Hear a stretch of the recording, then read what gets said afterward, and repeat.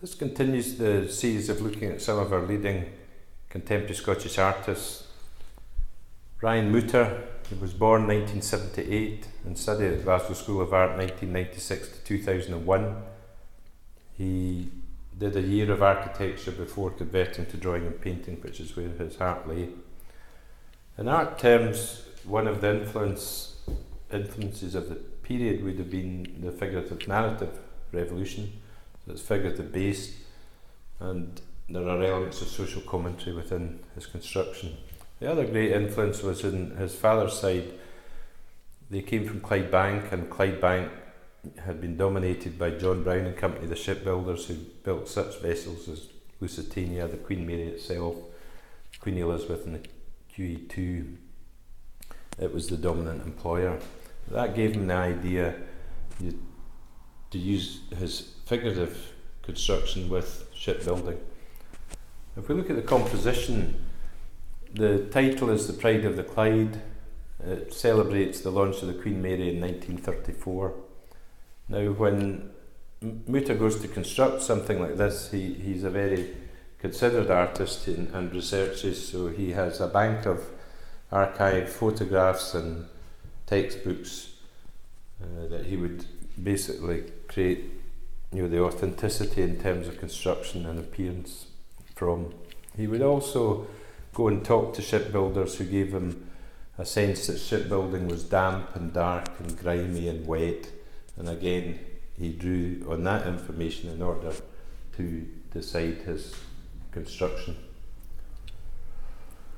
He uses an underpainting technique. Many artists use underpainting in order to create the initial composition or outline it.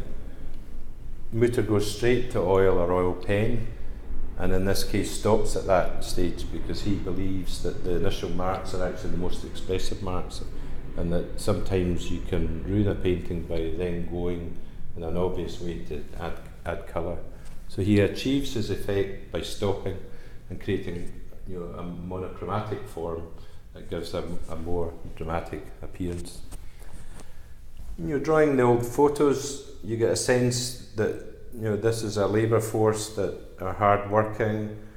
There's various characterisations within this that you can pick up as you study the individual faces, from perhaps the humorous ones, the serious ones, everything that would see typical of character. But you get a sense of the labour, the hard labour, but perhaps some of the banter and enjoyment. He adds to his effect by leaving thick patches of black paint, almost impasto, which also adds to the impression that this is a grimy industrial environment. He accentuates that with the use of smog and a sense of the pollution that would be created in where there's iron production and coal, and he does that to very good effect. You get also a sense of his architectural influence, the year studying architecture within the cranes and the silhouetting and the form, but the whole construction leaves us with a stunning record of the period. And if we consider his narrative, he wants us to reflect on a period of great industrial strength.